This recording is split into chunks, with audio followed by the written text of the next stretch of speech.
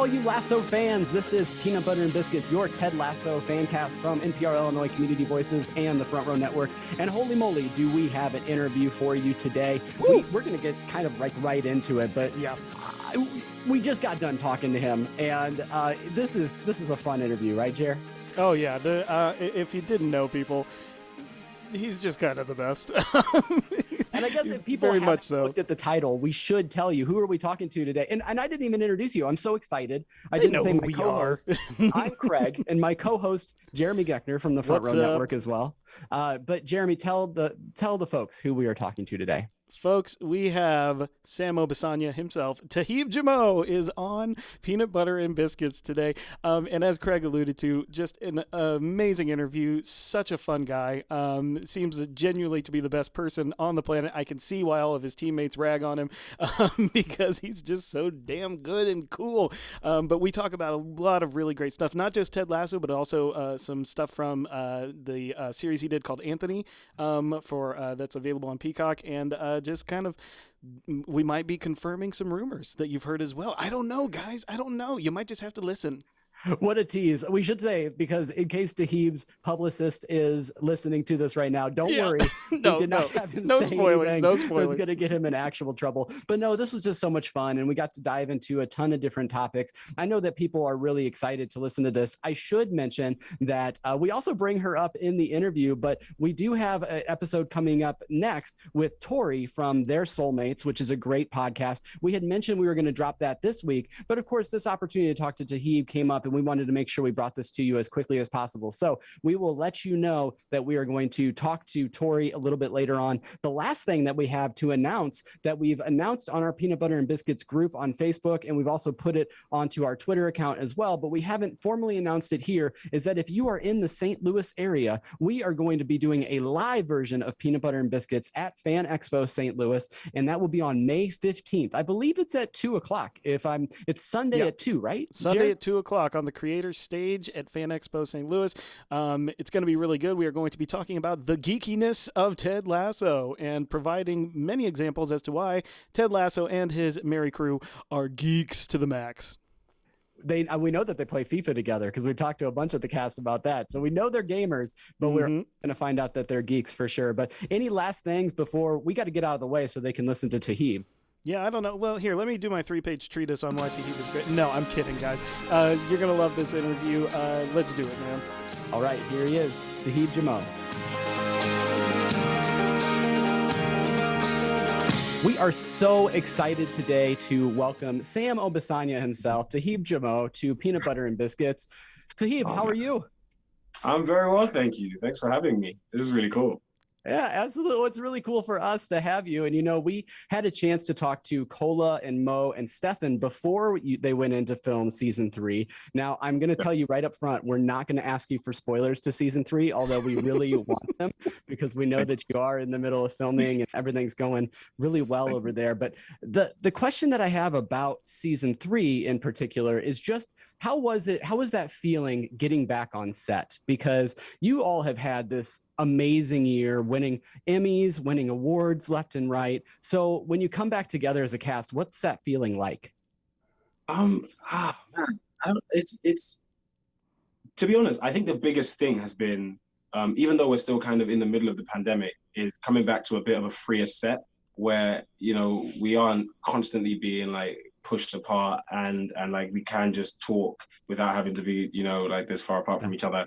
I think that's been the main thing, but you're right. Like, it's been such a crazy off season. Like, people were all over the place. Some people were in the States, like other people were filming. And so like everything was just kind of happening virtually.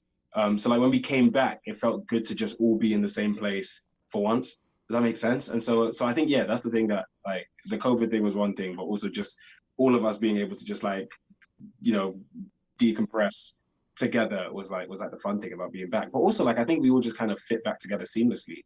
Like, as soon as we were back, the first couple of days, it felt like we had never left. So I'm glad that we managed to keep that. So yeah, it was kind of vibes. That's great. And I know that everyone else has talked about how close of a chemistry everyone has, and it's almost like it really is a team or a family. Is that sort of your feeling with your castmates on Ted Lasso? No, absolutely not. Yeah. Despise every single one of them. Yeah, can't stand them. No, I'm joking. Yeah, no, like this is the thing. I feel like because everybody says that, like everyone on every TV show is like, oh my god, we love each other. Oh my god, like like we genuinely do just like vibe. And like Ted Lasso's this show specifically is such a like heartwarming, good natured show. So like it'd be weird if we didn't have good natured, like heartwarming people on the show, but like it feels like the one of the best things we've done with casting is just like we don't have any dickheads on set. Everybody's really nice. Yeah. And that's kind of all you can ask for. So like part of like coming back was just these people are my friends now. Like we're not just work colleagues, like we're actually just friends. Like I'll be chilling with Collar in the off season. Like I'll hang out with Hannah. Like me and Jason and Brendan went to watch a basketball game in LA with my brother. Like we just like hang out. We're friends. And so going back to work, it's almost like just working with your friends, I guess. That's great. And I have to say there too, I love the award season stuff, especially the Emmys. Like the little tableaus you guys kept putting on for the cameras were so fantastic. Yeah. I remember it cut back and Hannah was just like staring at the screen, like seriously, which just got me so good. Oh man, I'm really upset that I missed the Emmys. I was away filming, but yeah, I mean, hopefully we'll get another shot at them. But honestly, like stuff like that is so natural to us. Like usually like you'll just find pictures and videos of us goofing around, and that's what it's like on set. Yeah, absolutely. Well, honestly, what I always love to ask people when they come on the show is what I like to call the superhero origin story. So I want to know, Toheeb, how do you go from, humble beginnings to big time television actor? What led Toheeb Jimoh to acting? Oh man, I actually like this does feel like a superhero. I was in secondary school. I was in school doing really academic subjects, like usual. Like my mum was convinced I was going to be the UK's first Black Prime Minister, and I was like, all right, cool, let's do it. And then I got to the age where I was about to leave sixth form for uni or college for you guys, and I just like had a complete U-turn. I was like, I don't want to do this. Like, I don't want to be a lawyer or a politician or like I just couldn't. I couldn't stand the idea of it. I was like, I'm going to be bored every day for the rest of my life. I don't want to do that. So, but like I had really cool teachers and I loved like my acting classes. That was the only time I'd wake up and be like, all right, cool, I've got 4 hours of just acting today. And I'd want to go into school. And so I was like, cool, I'm just going to do this for the rest of my life. And I had great teachers. They helped me out. I remember like throwing my history coursework in the bin. And like, as soon as I did that, I was like, this is it. There's no going back. There's no plan B. I failed my A-levels. So yeah, and then I went to drama school. And once I graduated, that's 3 years there, once I graduated from drama school, I got my agent and it just started auditioning. And before I knew it, I was landing jobs and I was on Ted Lasso and I was meeting you guys and now I'm here. Boom, officially arrived now. Right. Well, I have to jump in and actually talk about a film that you did prior to Ted Lasso, and that's called Anthony. And it's sort of this alternate history about Anthony Walker, who was killed in Liverpool very tragically. And we get to see Anthony's life, what it could have been had he not been murdered. And you are just brilliant in the film. And in many ways, it's a real departure from what you do as Sam. But at the same time, you have this hope that exudes kind of through your soul when you're acting. And I don't really have much of a question about Anthony other than to say it's a beautiful film. And I just wanted to see if you had comments about that process and getting into that character who is a real life character and trying to make sure you're also paying respect to that as well. Oh man, firstly, thank you. That's really sweet. It's really kind. It's funny because like we started Anthony 3 days after we wrapped Ted Lasso 1. Oh, so, you did? I remember, we finished shooting this like horrific football block where we were like doing night shoots in the rain and just like all of that stuff. And then 3 days later, I was in Liverpool doing Anthony. And it's funny because like the shows are complete polar opposites. If you look at Ted Lasso as a comedy and Anthony as a drama, but like there is a similarity in the characters, like you pointed out, in that Sam has a bucket ton of hope, and so does Anthony. And that was the point of the film, is to show like him living his best life, accomplishing his dreams, starting a family, being himself, like just changing people's life by being this like this person that people gravitated towards, and then you just watch all of that get cut short. It was a really special project for me, and you spoke a little bit about it being like Anthony's legacy. I think like it was also like his mum, G. Walker's legacy in a way. She's been working tirelessly for 15 years. Like she's got a foundation now, And having her with us on the show was like what made that really cool. Is like we'd wake up on a Monday before a week of shooting, and you'd have a little email from G just being like, I can't be there with you on set, but I'm wishing you the best. Like, you have my blessing to tell this story, go forward and be great. And it's just like, she's awesome. And so I think we all kind of banded together because of her. And I think when I think back to that show and that shoot, like that's the thing that like pops into my head the most. It's just those Monday morning messages from G being like, go kill it, you guys are great. So yeah, it was an awesome shoot. I'm really glad I got to do it, especially early in my career.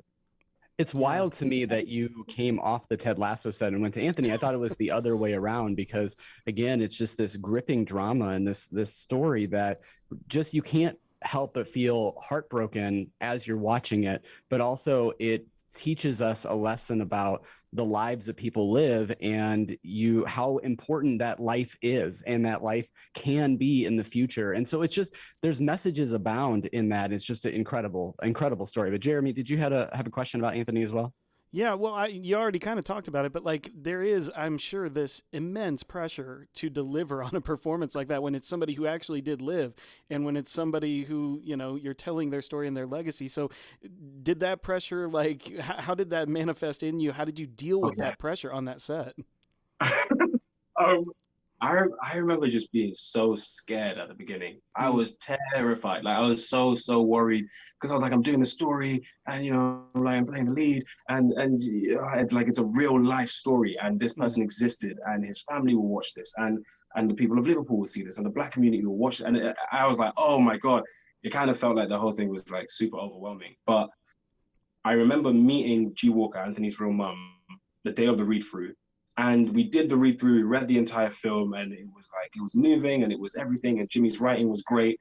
And we had the chance to have a little conversation. And she just like hugged me. And she was like, oh, you know, when you were reading that, like, I felt like I saw my boy for a second. And, she just like hugged me. And she was like, you know, I think the main thing was, I was like, yo, like, I'm not from Liverpool. Like, I don't, like, what permission do I have to tell the story? And she gave it to me that day. And she looked me in the eye and said, like, go forward and be great and go crazy with the dance move because he loves to dance. And like, she just kind of took all of that weight off me. So when I talk about those Monday morning messages, like that, again, was a constant reminder of, if she's in my corner, then like, who can really be against me on this one? And it just, yeah, it gave me what I needed to give my all to it. And I think after doing that show, this is why I'm really glad that I got to do it really early in my career. I was like, the level of attention, care, and detail that I gave to that role, because he was a real life person, and I was like, that's the level of attention and detail and care you've got to give to every single role that you play, regardless of whether they're fictional characters or not. And so yeah, it was a massive learning opportunity. I was terrified, but you know, we got through it. We made something that I'm really proud of now. You should be That's very, great. very proud of it. I want to just put a plug out there that Anthony is available on Peacock for us here in the United States. So definitely go and check out the film for sure. But now we're going to go back to Ted Lasso a little bit, Jeremy, right? Yeah, that Ted Lasso show. So we've gotten to hear so many great stories from the cast members and even some of the crew members too about how they got onto the show. You know, Kola and Mo and Stefan had such a great story. So I just wanted to ask you, how did it go that you came to Ted Lasso? Oh man, I feel like my story is so anticlimactic because I was in that place that loads of actors get into where like this email came into my inbox. It was Ted Lasso. I read the first episode, you know, really cool, like 30-minute Apple TV comedy. And like at that point, Apple TV like didn't really even exist. It was like, all right, cool, fine. But there was this other job that I was gunning for. And so like everything was on this job. And I was like, okay, cool, there's no whatever. And so like I went in, I did my audition. The character was meant to be Ghanaian at the time. And I was just kind of like, oh, I'm not like, I'll just make him Nigerian, fine, whatever. So I changed little bits. Like it was the scene where it's Sam's birthday in the first episode and they like bring in Nigerian. And so, you know, instead of like Ghanaian, I was like, oh, you guys got me chin chin and moi moi and blah, blah, blah, blah. So I just like kind of did it and I was like, cool, great. It is what it is, fine. Like it was a cool character. I enjoyed it. I was like, he's missing home. There's something nice about it. And I've always wanted to play a footballer. So I went in, I did it. And then once I left it, I was like, cool, back onto this other job. And I'm gunning for it. And so like my agent was like, oh, hey, you know, you're still the favorite for that Ted Lasso. And I was like, oh, Ted Lasso. Oh, whatever. And then cut to get in the job. You go in, you do the first day of read-throughs. You go, hang on a minute. This show's gonna be right. I was like, this show's gonna be cold. And then we did it. We did the first season, and like it just like so. When I think about it now, knowing what this show has done for my life and career, like I was like, at the point, I was like, oh, it's just this little 30-minute episode, whatever, on Apple TV. And now it's like the show that's made my career. So yeah, that was how I got into Ted Lasso. It was crazy. My mind was in a million other places. Anthony was like another job that I was going for at the same time. And so I was just kind of in this place of I want to do these serious dramas and blah, blah, blah. And then this little show pops up out of nowhere, unassuming. And now it's, you know, it's like one of the best shows like I've ever been on. Like it's going to be super iconic for TV everywhere. And I'm just really glad that like I didn't say no to the audition. Well, we all are. We are all very glad about that now. I love that story. That's not anticlimactic. Yo, I would be kicking myself if I saw some other dude playing Sam, and I was like, yeah. We can't even imagine that. We're not even going there. Yeah. That's just not possible. You know, and what I love about that character in particular is that we see this growth and confidence emerge between season 1 and 2. And in many ways, just in discussing this show, Sam, to me and to a lot of our listeners, really is epitomizing what it means to be Ted Lasso. Like he's really bought into that whole Lasso way of doing things. And so I just wanted to know, going into season 1, we've heard this like massive plan that Jason had of it being a trilogy and it kind of being like the Star Wars original trilogy. How much of that did he let you in on just right at the way when you're going to set? Did he? Nothing? Not very much. Oh, really? Okay. So like Ted Lasso 1 became this game of everybody kind of going, all right, cool. Nobody really knows what's happening. So like, let's just like try and find crumbs. Like we go and you get Brett and he'd be like, oh, so what do you know? And then we go, we get Joe Kelly, one of our lead writers. And then every now and then you'd have a conversation with Jason. And you just kind of tease information out of him. But Jason was really great in that he only gave you the pieces of information you really needed to do the job. Like everything else was, you know, if you know it, it's great. But this is what you need right now. This is where Sam is right now. And this is the, you know, the progression. And so like thinking about season 2, like he was already sowing the seeds for Sam and Hannah Sam and Rebecca in season 1. And like, we had never really had that conversation, but we didn't need to, because at that point, Sam isn't thinking, oh, this is somebody that I'm going to maybe strike a romance with. Like they just kind of connect with each other and they have chemistry and that's enough. And that's all it needs to be. But, and so, yeah, that was the game in season 1. It was the same for like Collar and Billy and like all the players were just kind of like, what's going on? Like, who knows what? Who's had what conversation with who? This is like reporters. Yeah, you guys are like reporters digging for information like from all these sources. Every single one of us was like Trent Krim in real life. Which is kind of like, what do you know?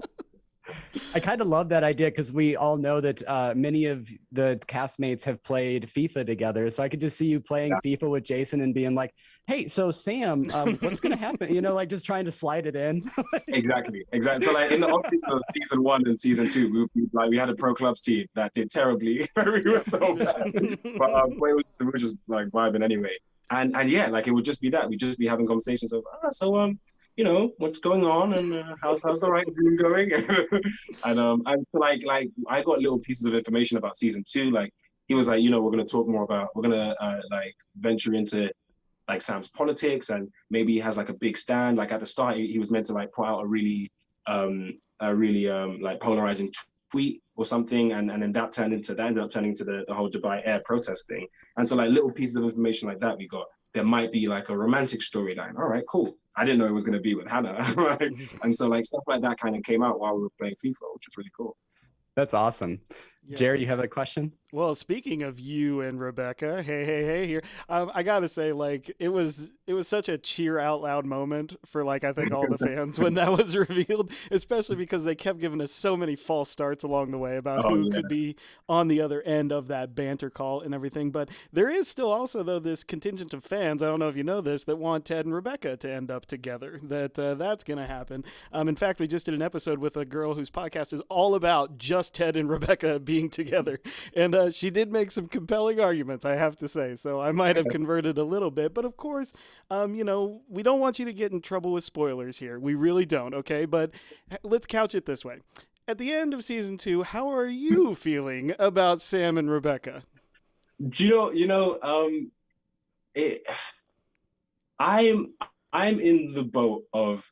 It was so interesting when it came out because it felt like we divided our fan base in half. Like half of it was Team Sam Becker, half of it was team Ted Becker or was just like didn't want Sam Becker to be a thing. And so for me, I was just like eating popcorn, just I was like, all right, cool. You guys don't want this type, but watch episode 8, like, and just like waiting for stuff to happen, and it was hilarious.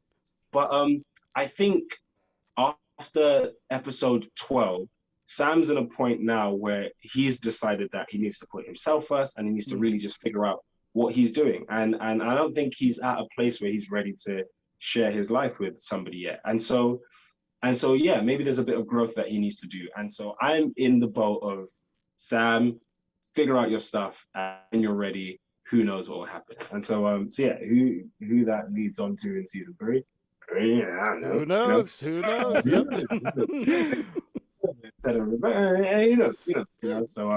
So I'm in a place of like, he needed to like figure his own stuff out, like find out what he wanted to do, like lay some roots in the UK and like start to figure himself out as a Nigerian who's now in the UK and is like making home there, and what that means for him and what he wants to do. And so yeah, I felt like that was the more important thing for him, and I guess for her as well. Like there's still some work to be done, like she still has to like work through some stuff. And so like I was like, both of you go and grow separately, and if you end up back together, great. If you don't, they're still friends. So yeah, cool. Absolutely. And that's kind of a theme of that second season, isn't it? That personal growth and working on yourself, so you can be, a good partner to someone else. But I do just want to follow up real quick on working with the great Sam Richardson in that episode, those 2 episodes. I'm telling you what, when he blows up at the end of episode 12, I don't know if I had not seen something coming more than that in my entire life. And the way he does that was so great. How did you keep a straight face during any of that? I didn't keep a straight face. There's so many there's so many shots where it's like just the back of my shoulders, like over my shoulder onto Sam, and you could just like see my shoulders. I laughed my way through that rant every single time. Because also Sam's brilliant. So like he'll just he made so much stuff up. Like there's a bit where he like walks down the corridor and he grabs the mannequin and he's strangling the mannequin and he's looking directly at him, he's pointing, this is you. Hilarious. Like he's so funny. And like one of my friends told me about him. They were like, "Oh, you're working with Sam Richardson. Be careful, he's hilarious." And I was like, "Oh, people, I work with funny people. Like Jason's hilarious, everyone's hilarious." And then Sam came and I was like, "This guy is funny." Yeah. Like, he's like, when like some people just have like a direct link to your humor, your funny bone. He knew it, and he would constantly just press that button. He's great. Like any moment I can work with Sam again, like I'm jumping, head first. He's hilarious. He's brilliant. Yeah. Well, you mentioned that as one of those experiences on set. We really like to ask, what are some of those favorite scenes or moments that you've had while filming on set? So when you leave, when Ted Lasso is over, what are you going to take with you as like some of those moments from the first couple of seasons that you'll just remember forever? Oh man. Okay, so I remember the date scene with Sam and Rebecca when we're actually in the date. We're just montaging, and it's just like me and Hannah vibe. Like, oh man, like days like that was so cool. Like it was like the end of the day, we were just chilling. We're both dressed really nice in a nice restaurant. Music was playing. Like it was lush. There's the haircut scene where Isaac and Sam is trim. And again, because like we were filming during COVID in season 2, like we had been kept apart the entire time. Like we weren't with masks back up. It was like the whole thing felt very like weird. It was always like really off-putting. And so when we had that scene where all of us could just be in one room, we could just like, it felt like we were in a barbershop. We were just like chatting rubbish and just vibing with each other, and it was fantastic. And so those 2 scenes in the second season are like some of my favorites. Like when I think of, when you're like trying to remember good times and good days, like those 2 are some of the good times where I'm like, all right, cool, yeah, like season 2 is kind of sweet, And you mentioned that arc at the beginning of season 2, the political activism arc for Sam, which was such a great. It was uplifting in a really big way, especially for us here in the United States, where sports protests got really, really stupid for a long time. The coverage of them, so to speak. And I remember there was one moment in episode 3 when Trent Krim is asking you questions, and he literally takes the line that you're laying for him and he follows you down that road. And I just thought to myself, and he actually does like give you this little like nod, like good lad or something, like after you do the answer. And I just thought to myself when I was watching that, I was like, God, if only, when Colin Kaepernick was doing that over here or anybody else, man, how the conversation could have been different. I mean, were you feeling that when you were doing those scenes, especially in episode 3? 100%. Like there was so many parallels, you know, like we're thinking about how like sports stars and sport, like how they were being treated in the States, also in the UK, like, you know, when Marcus Rashford was, you know, just trying to like make sure kids had, I'm not sure how much of this you guys know, but there was a point in the summertime where like kids wouldn't get school meals and like kids who, and it was like, we're just trying to make sure that kids get fed during the breaks, and people were like, why are you, a footballer, the person who needs to make this point? And it's like, well, I'm a footballer, or you know, a basketball player or an American football player, but I'm also just a human being, right? Like, and I'm one of the leaders of my communities, and I'm just trying to help people with the platform that I have. And so for me, like, I just got I couldn't understand why people were specifically like, no, you play basketball, so just play basketball and don't speak about anything politics. But it's like, well, this is partly why we want to be in these positions, to have these followings so that we can use this platform to help people, especially people who come from the same places that we come from.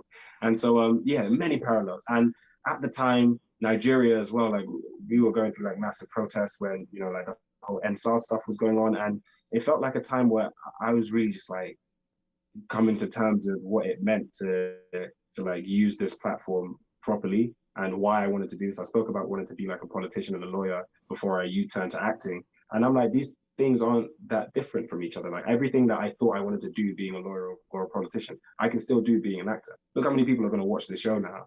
And I get to, you know, go, yeah, by the way, like the Nigerian government isn't doing enough for its people, which is true and which I stand by. And great. That's the message that Sam sends out. That's the message that Toheeb sends out. And the amount of Nigerians that were messaging like when season 2 came out, just being like, yo, like, you know, I feel seen. Like, thanks for pulling up. And it's like a reminder to them as well that just because like I'm in London and somebody else might be in the States doesn't mean we haven't got an eye on what's going on back home. Like, everybody who's a part of the diaspora is like, we were all looking at Nigeria at that point and going, all right, cool. Like, we're pulling up as well. We're protesting in the UK. You guys are protesting in the States. You guys are protesting in Nigeria, and we're all the same, you know, we're on the same team.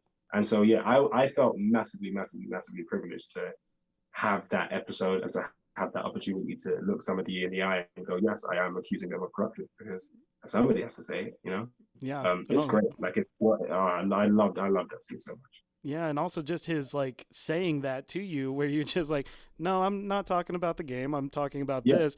And again, I can't even call out the actor that plays Trent enough, but he is literally just like, oh, okay, you want to do this? Okay, let's do this. And again, he just went with you, and it just warmed my heart to see that. The thing about that episode is that like Sam does, you know, he puts the tape up and he says, you know, I can't do the ad campaign for Dubai Air.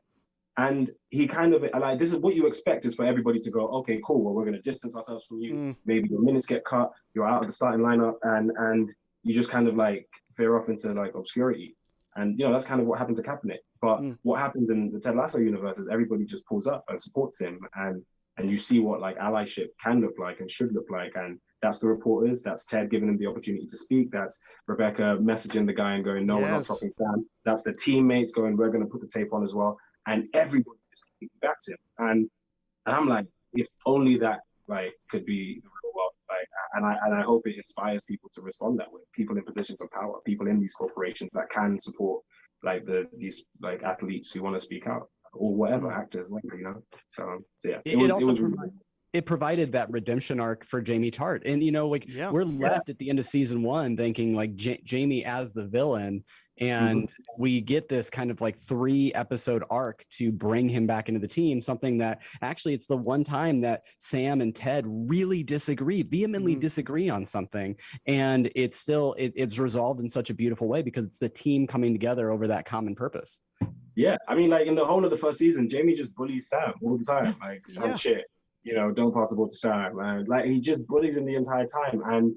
And so, yeah, like because even when he comes back and he gives the speeches and everybody thinks he's changed, like that's not something you can very quickly let go of. If somebody's like, especially in your first season in a new country, somebody's just absolutely gone at you, then to do that, like in the moment where Sam feels is most vulnerable, for him to be the first non-Nigerian player to go, no, we've all got to do this, is like, all right, cool. That's the start of their friendship. And they actually start to blossom from there. And I think, like, I can go on and on about how much I love the show. I love its messaging. And it's just great to see. And what a redemption arc for Jamie Tartt, who has played brilliantly by Phil, man. I feel like Phil doesn't get enough love for playing Jamie Tartt because people don't know how different from Jamie he actually is in real life. Like, he needs to do more interviews. You guys need to interview him so people can know, like, he isn't I would Jamie freak Tartt.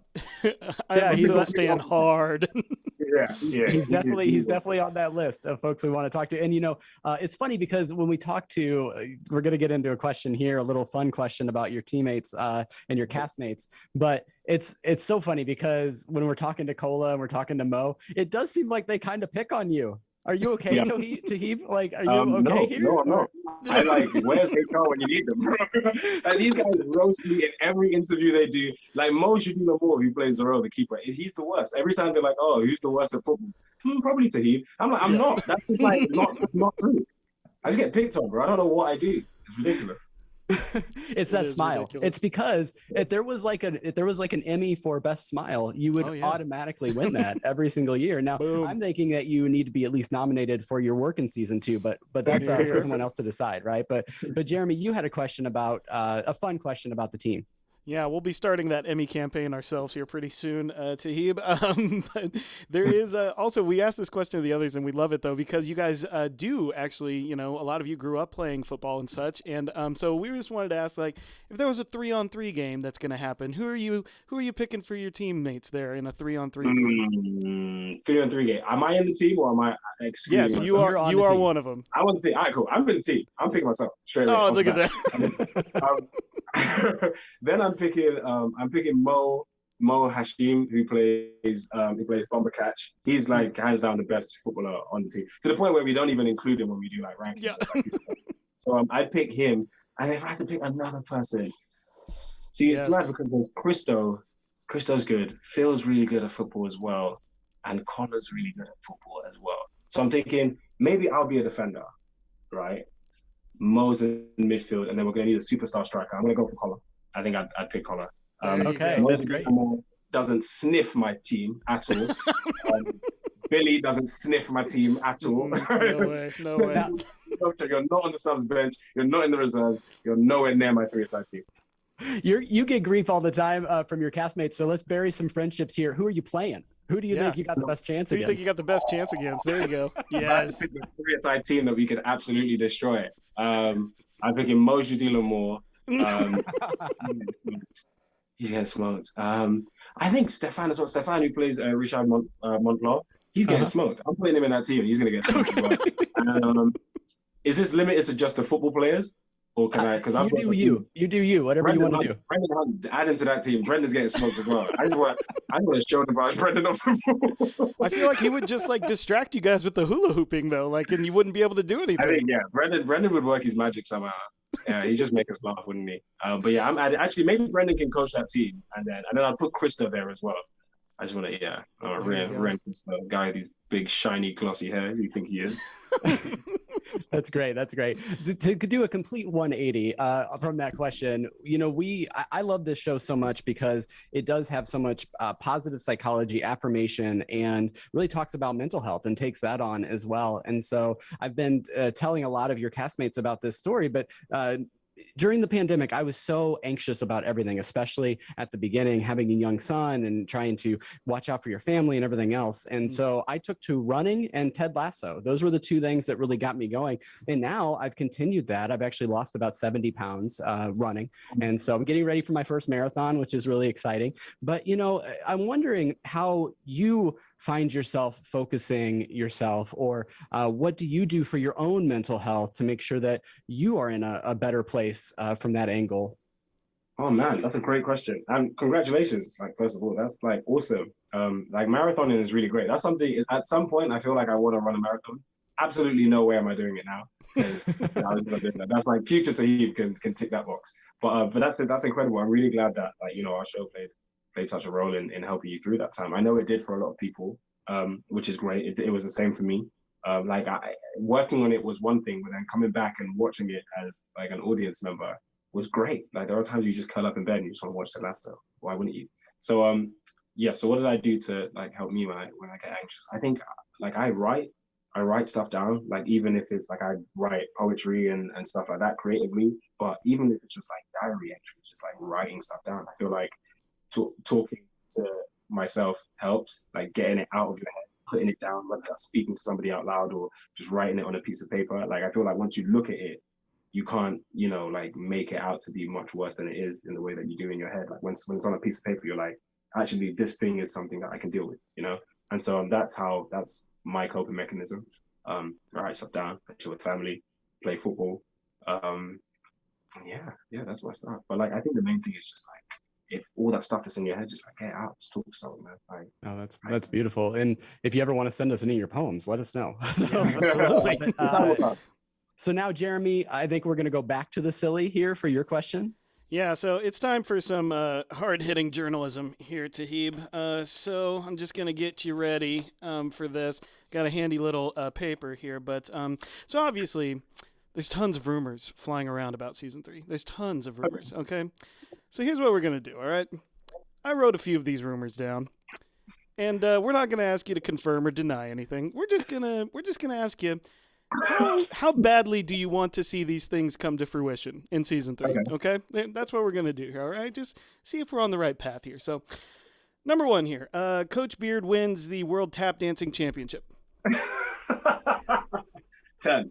10. All right. We can put that one in the most likely camp. Ted becomes the prime minister for a day. I legally cannot say anything about that. Look at this.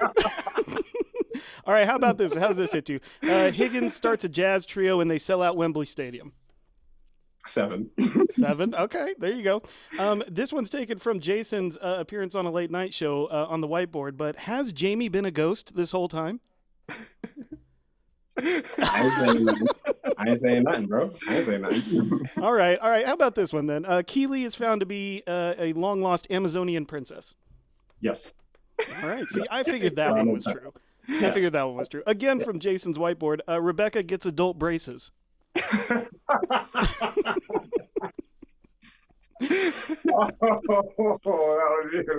think that one's hitting close to home, everyone. I'm just saying. Oh my god, that would be so funny. Wait, have you guys interviewed? Have you told her that? That's hilarious. Oh, no. Like, someday, hopefully, you need to let her know. By all means, tell her to come on. We'll give her some ridiculousness like this. That is so. I'd love to see it with a top person. It does kind of make no sense. Like Hannah's just this freaking gorgeous woman. Let's just throw adult braces on her for no reason. Why not? Oh, that's hilarious. All right. Well, how about this? You could speak to this one. How about Sam starts a chain of rice pudding franchises? How about that one? Oh my goodness! I feel like we've completed Sam's character arc. He found his calling in the rice pudding franchises. Works for all chewing abilities, everyone. Here's the one I'm personally rooting for, so please give me hope here. Isaac McAdoo joins a boy band. It's not happening currently, but I'm going to make it my mission. That Isaac McAdoo and a couple of the players have to start a boy band. I mean, we had like Boys to Men in season 2, but that's not enough. Oh yeah, we need more. And you had NSYNC, right? A little choreo NSYNC. Yeah. Oh, it was NSYNC, not Boys to Men. Yeah, NSYNC. Yeah, but you guys got the moves. I'm just saying. All right, how about this? You have to hear Colin sing as well. I would love it. All right, how about this? Nate, on his first entrance into the West Ham pitch, does 20 consecutive backflips. Nick Muhammad can do that, right? Yeah. With some help, with some work. Yeah, we'll make that happen. All right, last one here, which this should happen just as an extra at least. The team gets trapped in a mall for 48 hours. Can you imagine? Close. I mean, I'm not saying anything, but close. Oh, yes. It's like it's like a Lord of the Flies kind of situation in that case, right? Oh, that would be. I did like we just like regress. Become cavemen. Like Yellow Jackets is so big on Showtime. Could you imagine like sort of a mold of Yellow Jackets and Boom. Ted Lasso? Desert Island, Ted Lasso. That would be a show. Let's start the petition. For sure. That's so great. That is so great for sure. That's all I got. That's all I got. Internet, do your thing. Run wild. Thank you. That's hilarious. Yeah, for sure. Hey, so we know, and again, we understand you 1000% can't talk about this.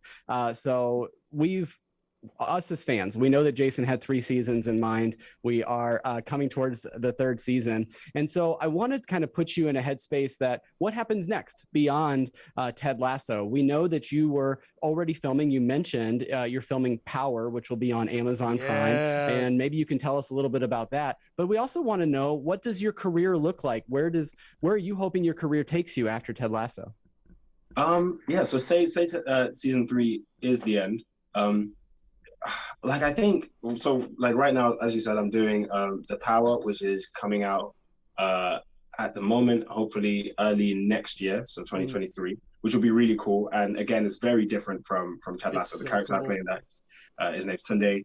And like the premise of the show is, it's really like weird and wacky, but it's like set in a world where like women and only women discover this new organ, and like they can now generate electricity from their hands. And so almost overnight, like women become physically the superior gender, and it just kind of like topples the world, especially in countries where women are notoriously being mistreated. Like, some countries there's like the sex trafficking capital of the world, and suddenly all of those women like have effectively superpowers. And it's really cool. My character's a journalist, and he goes around just documenting how these different countries are like responding to this. Like, some people are trying to like suppress it, like they don't want to talk about it, it's not a thing. Other people are trying to like turn these women into soldiers, and like it becomes this thing where like the world is changing, almost like the pandemic. And Tunde decides that he's going to be the person who like chronicles all of it, and this is his thing. I'm going to be the person who documents this thing.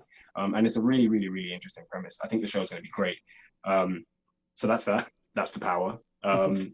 Other than that, like, I think I'm in a place where like I graduated from drama school, and then like a year after that, like got Ted Lasso and did Anthony and started The Power, and this is like one chapter of my life, and it feels like after this I just kind of want to do everything, like people keep asking me like, oh, what do you want to do next? And I'm like, I don't know yet. I haven't done a musical, I haven't done a rom-com, I haven't done a horror film, I haven't done an action film. Like there's so many things. I haven't done voiceover. Like, I love anime. Like, what would that be like? Like, there's so many other things that I want to do. And so like when I speak to my agents and I speak to casting directors and people interviewing me, it's just a thing of like, I just want to try everything. I don't really know what my thing is yet.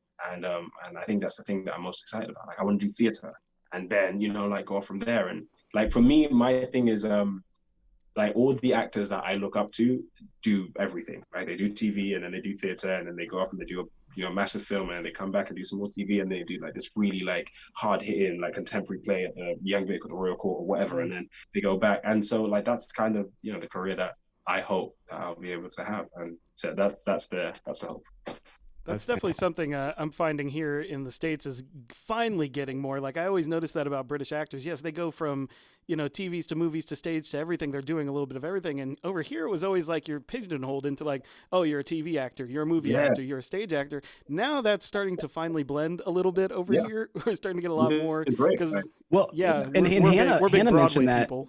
Hannah mentioned that recently, that, like, trust the stage actors, because here she is killing it, doing Spamalot and doing so many other roles in the West End. Yeah. And then she finally gets this opportunity, and now she's Emmy Award winning Hannah Waddingham. You know what I mean? Like, so it's cool to see that mix, and to see, I hope that this allows for even more of that to happen, for sure. I love it. I always love it when, like the film and TV world go, oh my God, who's this brand new, fresh, young actor? And it's like, this person's been working for ages on stage. And again, like I said, all of my favorite actors like have a theater upbringing. They come from the stage, and the work you do in theater is a different kind of work. And like, there's a different, like you have more time to rehearse. So there's a different level of like richness and sometimes nuance to like the text. And that's the kind of training that I did when I went to drama school. Like, it was definitely theater heavy. And so that's my upbringing. Like, I fell in love with acting, yes, from like watching TV shows and films, but mainly like I was taken to theater a lot when I was a kid. And so that's my first love when it comes to acting. And it's funny now that I'm like in TV land a bit, but like I've always like seen myself as a theater kid. And yeah, I 100% second that statement. Like, trust theater actors, just trust them. Like, they're good. Go and watch them. Like, go and watch them do their thing. Like, go and watch a new film. Try it. Trust me. You are talking to two other massive theater kids. We do shows and plays all the time we can. When I'm like trust them, go and do it. Like, I'm trying to tell the world that, because it's like people just don't especially in the States. I think in the UK, like we have a different relationship with the theater, but like in the States, especially like in like LA doesn't really have a big theater scene if I like know that correctly. I know New York does, but yeah, it's weird. But yeah, Hannah's 100% right. Trust stage actors. Yeah, absolutely. Well, hey, for whatever's next for you, I hear they are looking for a new Doctor Who, and I think you'd be freaking great at that. I'm just saying. I want to start that rumor as well. I want to start that rumor as well right now. That's my agenda. Like I got James Bond in the works. Yeah, I'm like, go and spread those rumors. I got Black Panther in the works. Go and spread those rumors. No, Doctor Who. Just gonna spray.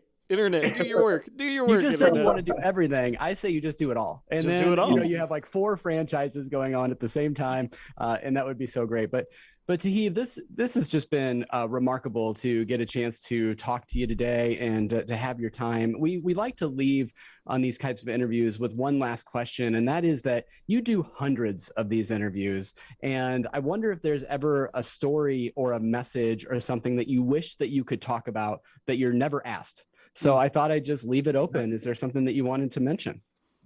Oh man, that's really interesting. What an awesome question. That's great. What do I never get to talk about that I wish I could talk about? Oh man.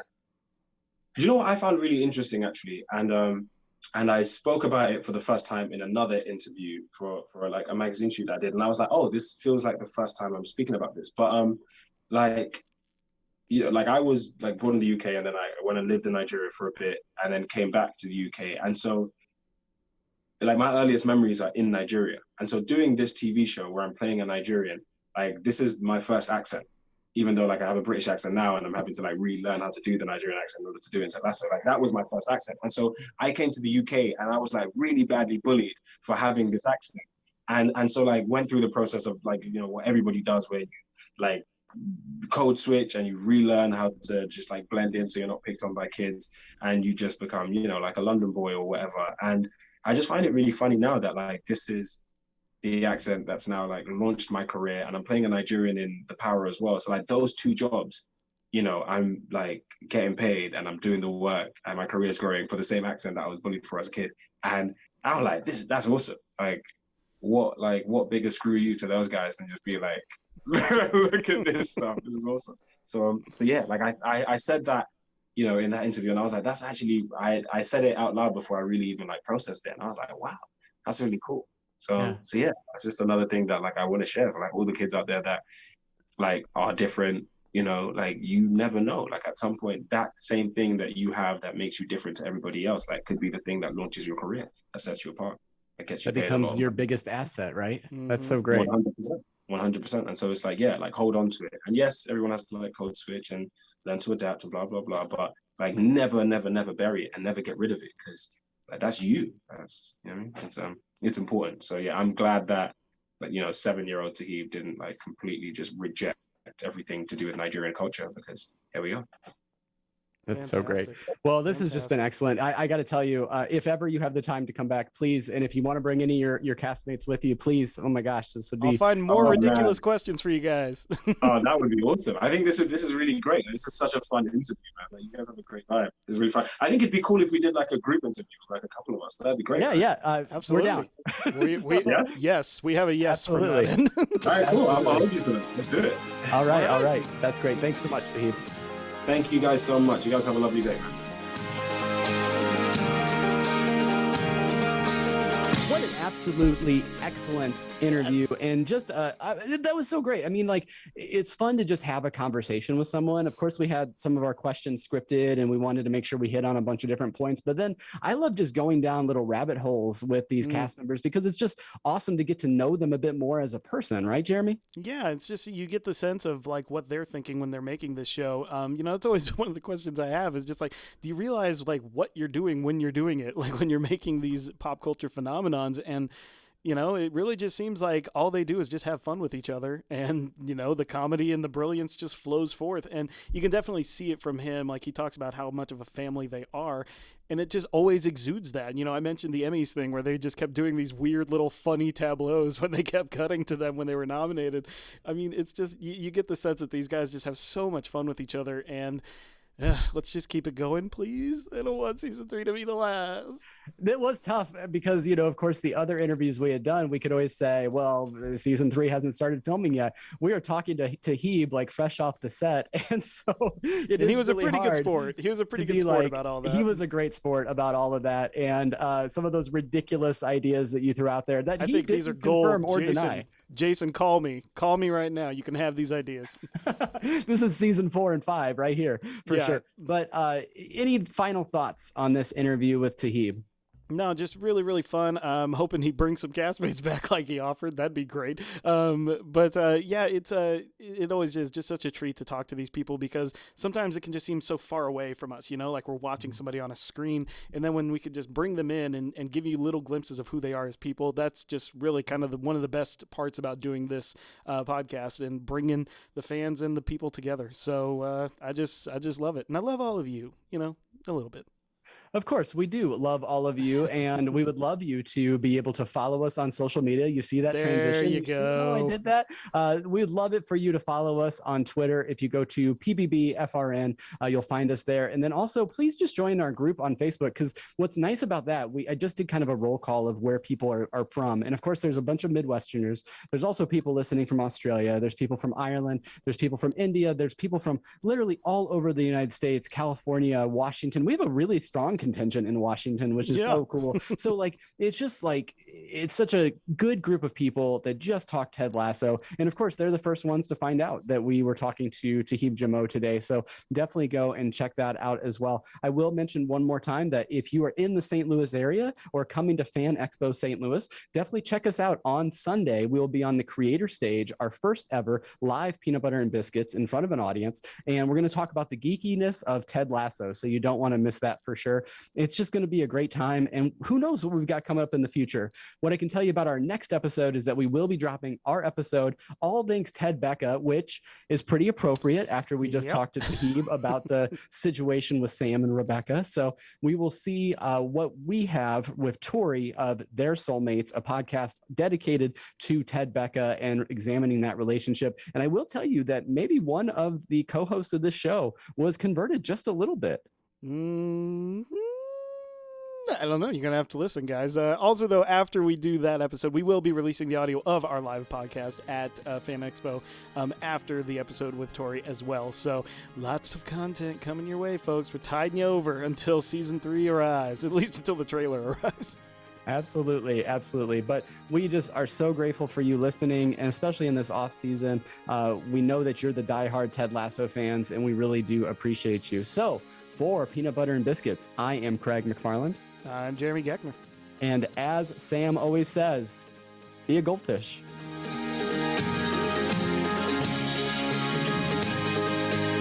Thank you for listening to this episode of the Front Row Network, a proud Community Voices member of National Public Radio, Illinois. For more from the Front Row Network, including our articles or our other dozens of shows, visit thefrontrownetwork.com or nprillinois.org/programs/Front Row Network. You can also find us on social media by searching for the Front Row Network on Facebook, YouTube, and Instagram, and on Twitter at Front Row Reviews with a Z.